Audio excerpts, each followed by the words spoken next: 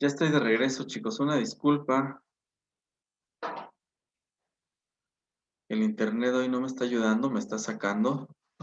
Una disculpa. Yo creo, el día de mañana les subo material, pero videos yo creo no se los subo porque me los está grabando en partes y se va a ver todo feo ahí, todo cortado. Una disculpa por el escándalo que tengo por acá, ¿verdad? Pero, también, No se preocupe.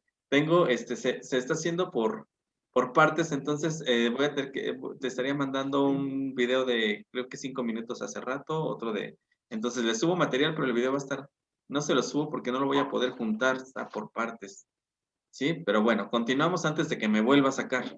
Déjenme volver a presentar aquí. Bueno, estábamos hablando de Freinet y todo lo que son las técnicas que él utiliza y que actualmente se siguen poniendo en marcha en las educaciones, ya en la educación, en la escuela. Ya no hay una imprenta, ya no tenemos una imprenta en lo que es la escuela como tal, no tenemos la imprenta, pero sí seguimos utilizando parte de esta metodología para que el niño pueda expresarse y desarrollarse mejor, ¿sí? Entonces, hoy en día, por ejemplo, en muchas de las escuelas existe lo que es el correo escolar o lo que llamamos también el amigo secreto, que es donde se pone en práctica esta redacción de cartas, donde los niños se expresan y pueden estar en contacto entre ellos. Esto es parte de lo que, de las técnicas Freinet. No sé, Miguel, que estaba en CONAFE, si seguían haciendo antes, me acuerdo hace muchos años utilizaban lo que era el correo comunitario. El correo comunitario era donde los niños escribían cartas, pero a niños de otra comunidad. Es decir, a lo mejor los de mi comunidad le escribían a niños de otra comunidad y era durante todo el ciclo escolar, se mantenían comunicados, tenían su amiguito y cada mes los instructores hacían ese intercambio de cartas entre los alumnos. No sé si aún sigue esta técnica, Miguel, llevándose a cabo. Está uno que es el correo amistoso. Ah, ya. ¿Y cómo funciona?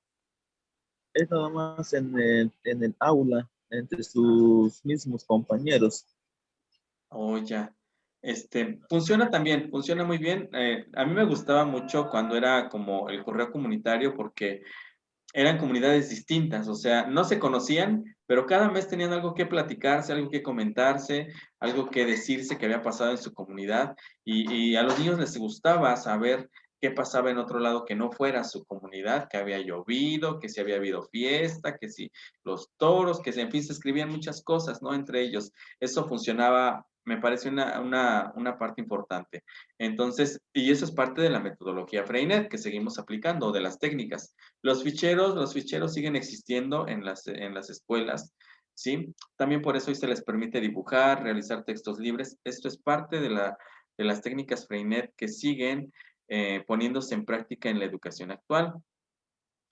Algo también que sigue siendo parte de la educación y que propuso él en su momento fue el plan de trabajo, todo lo que es planeación. Hoy en día, para que demos una clase, pues se hace una planeación. Entonces, esto se lo debemos a Freinet, que dijo que hay que planear para tener en claro qué estamos haciendo, qué vamos a hacer. La asamblea. La asamblea que él tenía era para rescatar los intereses de los alumnos y en base a ello trabajar. Hoy en día también existe esta asamblea y se hace con los alumnos, de hecho, para ver el reglamento escolar, como lo proponía otro autor que vimos también, para poder saber qué quieren aprender, qué temas se les antoja.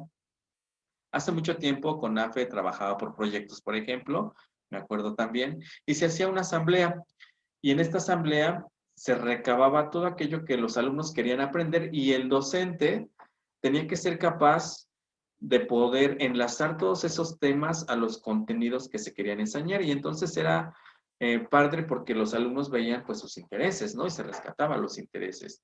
Las conferencias también son parte importante de la metodología porque es donde se deja al alumno poder expresarse oralmente y poder hablar sobre un tema en específico. Hoy en día, pues tenemos las exposiciones, siguen siendo parte de las técnicas Freinet, así que, como ven, tenemos mucho de este autor en la educación actual. Y algo que aún persiste mucho más marcado y que sí lo vemos en todas las escuelas, incluyendo la nuestra, ¿verdad? Es el periódico mural. En aquel entonces, para Freinet, el periódico mural era un periódico donde los niños escribían sobre temas importantes y acontecimientos de la escuela. Hoy en día el periódico mural tal vez no tiene ese formato original, pero el periódico mural que hoy se pone, pues tiene temas de interés, efemérides, cumpleaños, el cuadro de honor, sobre un tema en específico y cada mes, cada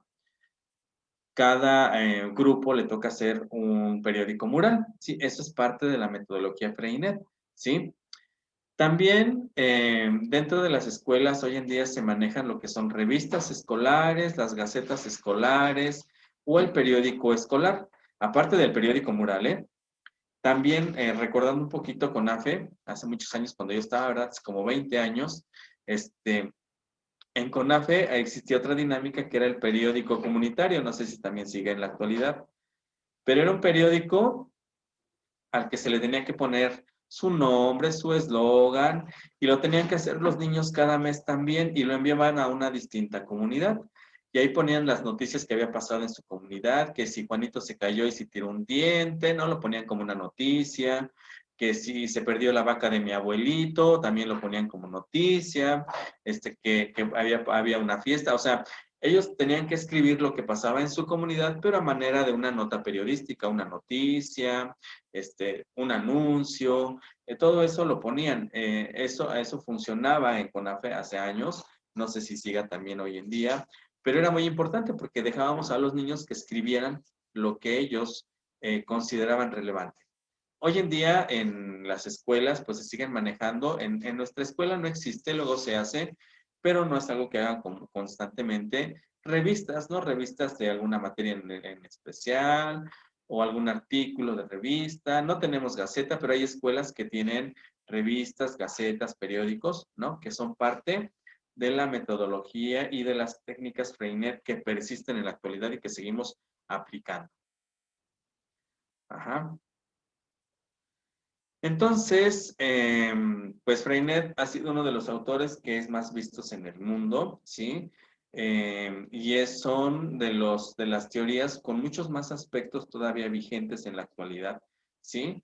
Eh, Esto de la cooperativa de la escuela laica se refiere a que todavía en los años en los que él estaba, había muchas instituciones que veían mezcladas la religión y la educación.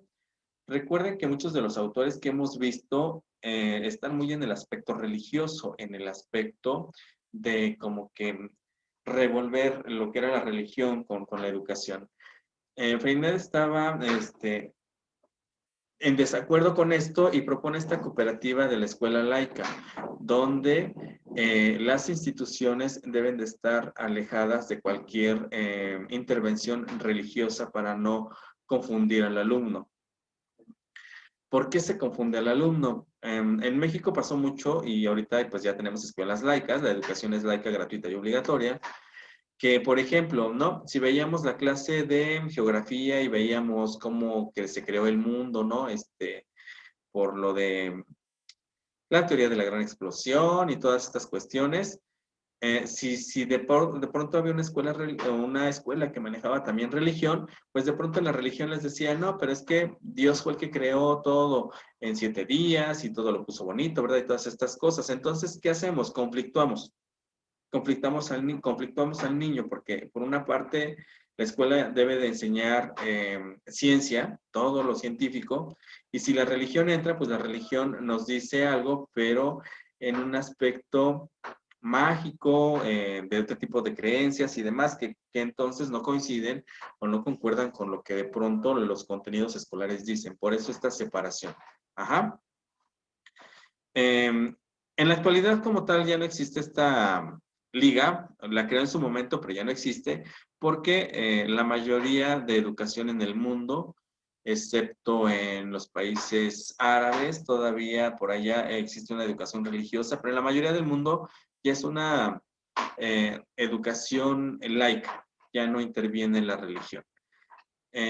Aquí todavía en México tenemos algunas escuelas que son parte de organizaciones religiosas, ¿no? Que pertenecen a la iglesia en determinado momento, pero ya no lo revuelven con sus clases, o sea, sí les enseñan, por ejemplo, el catecismo, que para la primera comunión y esas cosas, pero ajenos a sus clases que se les enseñan con un carácter científico, ¿sí? Para no conflictuar precisamente. Sí, creó la Federación Internacional de Movimientos de la Escuela Moderna, asociación que, bueno, ahorita sigue presente y la maneja la Organización de las Naciones Unidas para la Ciencia, la Ciencia, la Cultura y las Artes, que es la UNESCO, ¿sí? Pues bueno, aunque Freinet tiene influencia en todo el mundo, realmente donde mayor se puso en marcha esta teoría, y no porque México no la tome, ya vimos que sí la tenemos, pero no tanto como lo hicieron España e Italia. Ellos fueron donde más la teoría de Freinet estuvo un auge muy amplio. Bueno, y de obras ya nos habían enseñado su compañera algunas obras, así que pues bueno, estas pues ya las tenemos por ahí, ¿no? Sus principales obras. En esta conclusión, pues bueno, ahorita falta lo de esta semana, ¿eh? Es uno de los principales maestros pedagogos del siglo XX, que seguía vigente en el siglo XXI. Fue un campesino, ya vimos, pero se graduó como profesor, él es un profesor, ¿sí? Y pues es un maestro del pueblo, por eso su educación que propone es para el pueblo, ¿sí?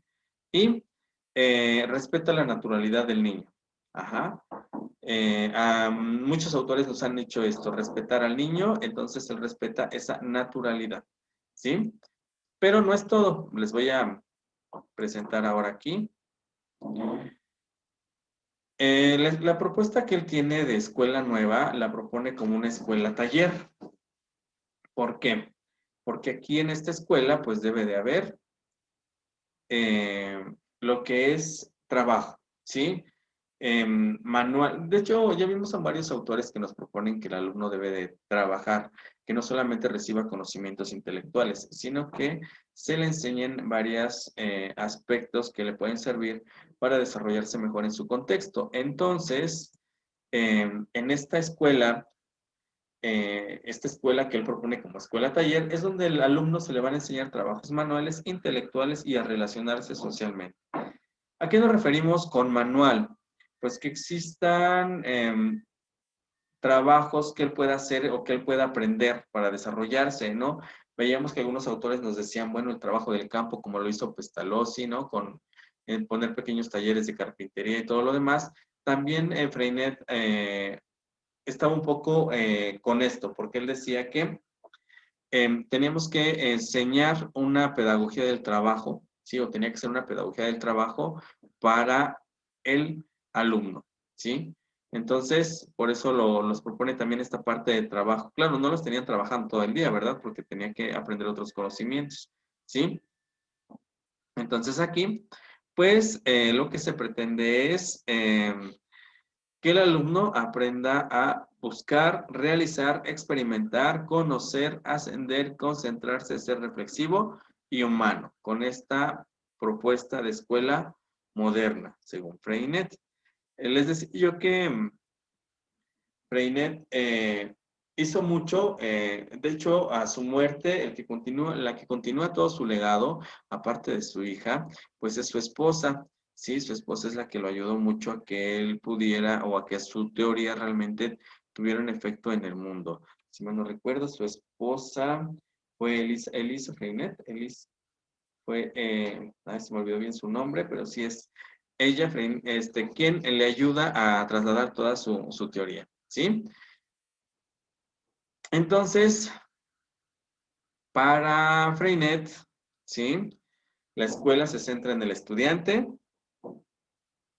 y la finalidad de la educación es desarrollar la personalidad del niño al máximo para que él la pueda aplicar en su vida cotidiana.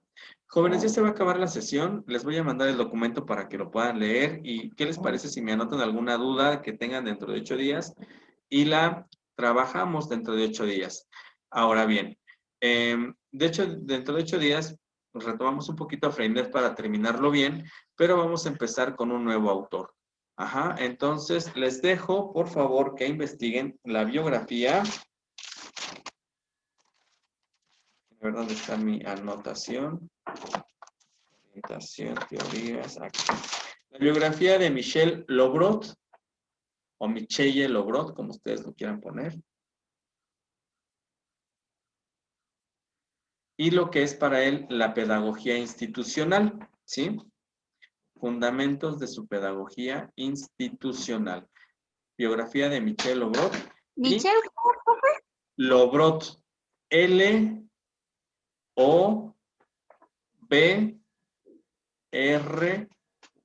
L-O-B-R-O-T. Lobrot. ¿Sí? A ver, déjenme ¿con ver. qué? No, a ver, déjenme compartir. Déjenme ver si puedo compartir aquí. Aquí está. Para que no nos hagamos bolas. Déjenme ver. Ok. Ok. Entonces, biografía. Ay, no me escribió. Se trabó aquí. Aquí está.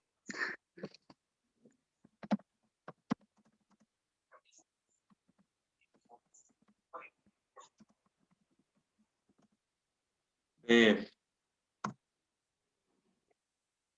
Ah, Lobrot.